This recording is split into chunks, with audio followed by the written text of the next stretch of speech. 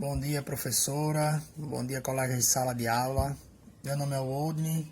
Meu grupo é formado por Maiara, Rosemary, João Vitor e Amanda Marinho. Nosso tema é feridas com indicação para tratamento laval. Eu vou falar do caso do paciente, que é uma paciente de sexo feminino, que ela relata ter diabetes mellitus, descompensada e ser hipertensa.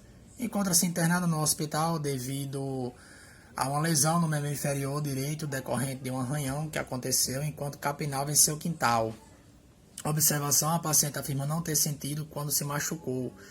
Ela foi encaminhada para a UBS, que é a Unidade Básica de Saúde, para o hospital após apresentar um quadro infeccioso. Foi apresentado a ela um tratamento de desdobramento mecânico, porém não obteve êxito no caso clínico dela. Depois foi oferecido também o desdobramento biológico, que é um tratamento larval. Irei apresentar para vocês agora a classificação da ferida. A ferida é uma ferida patológica devido a complicações decorrentes da diabetes mellitus crônica por durar já 2 meses, infectada pela presença de exudato, lacerada por não ter as bordas regulares, fatores que interferem na cicatrização, a idade da paciente de 66 anos, diabetes descompensada e presença de infecção. É uma ferida séptica decorrente de um ferimento causado acidental no seu lar, ao avaliarmos, podemos observar que está localizada em 2/3 da perna do membro inferior direito da paciente. Já dura 2 meses. Apresenta pouco exudato purulento, porém com odor fértido. As bordas são irregulares e não aderidas. Se observarmos aqui, ela não é aderida. Ao mensurarmos, podemos observar que ela tem 15 centímetros de largura por 17 centímetros de comprimento e sua profundidade de 1 centímetro. Tem um aspecto amarelada. Seu leito existe pouco tecido de granulação. E se observarmos, ele está bem vermelhinho, com característica que está doente. O pouco tecido de granulação que tem está doente. Tem bastante tecido fibrinoso, que é esses amarelinhos. É tecidos fibrinosos, com pontos de necroses. Esses pontinhos aqui são todos pontos de necrose. Já atingiu a derme e a epiderme. A região perilesionada, se a gente for ver, está bem esbranquiçada, com características de sensibilidade à infecção.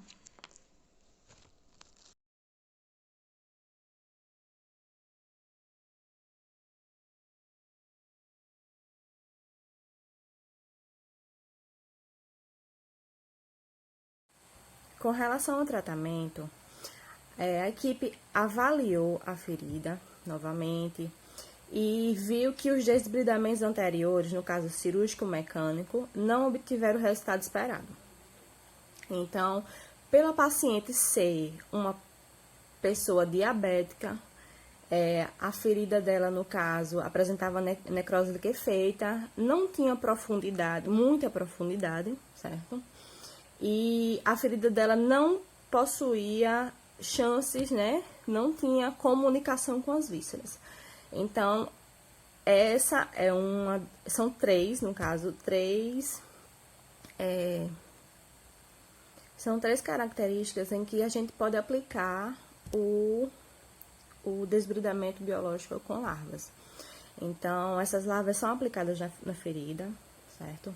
Elas vão comer apenas, fazer a limpeza apenas do tecido morto, certo? Onde elas vão tirar o tecido morto e os micro-organismos que estão presentes nessa ferida. E assim vão ajudando o processo de cicatrização. Elas atuam nessa ferida porque a movimentação delas, né, em todo o corpo da ferida, elas produzem uma secreção, né, que age como um agente terapêutico e acaba fazendo toda a limpeza daquela região. Essa secreção pode ser a alantoína e ureia, por exemplo. Então, para se aplicar esse desbridamento ao paciente, é exposto, né? A equipe chega para o paciente, explica todo o processo, como vai ocorrer, e somente após com consentimento e assinatura de um documento, ele é começado o processo de desbridamento biológico com larvas. O desbridamento biológico ele é indicado no tratamento de feridas de diversas etiologias, dentre elas as LPPs, em pacientes diabéticos ou pós-cirúrgicos infectados, além de pacientes com estase venosa e queimaduras.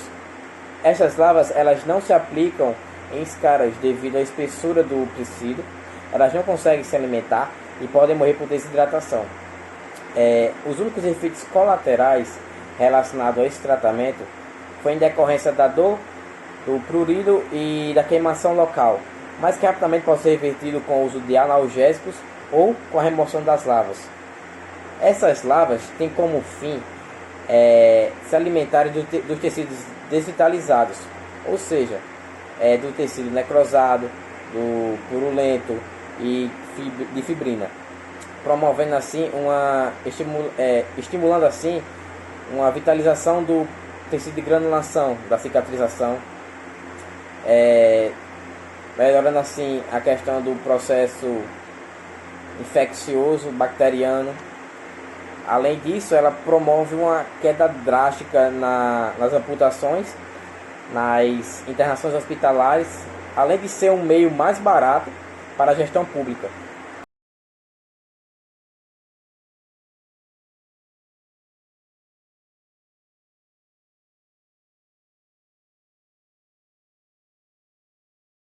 Com relação à terapia larval, ela é feita com larvas descontaminadas de moscas e essas larvas elas são colocadas em cima dessa lesão para que as larvas elas possam se alimentar do tecido necrótico da lesão, para que possa ocorrer o estímulo do tecido de granulação e com isso ocorra a cicatrização. Elas também são adicionadas na lesão com a pinça e quando elas já estão lá na lesão, é feito um curativo colocando uma gaze úmida no soro, uma gaze seca e ataduras. E é bom que essa gaze ela seja de nylon, para que o ar ele possa entrar e as larvas elas possam se mexer melhor. E também, antes de fazer todas essas coisas, é importante se fazer uma técnica asséptica antes e depois do procedimento. E também ficar sempre monitorando a lesão e trocar depois de 48 horas, no caso, monitorando os curativos. E quando retirar os curativos, tirar as larvas com a pinça, mas antes lavar com um soro fisiológico.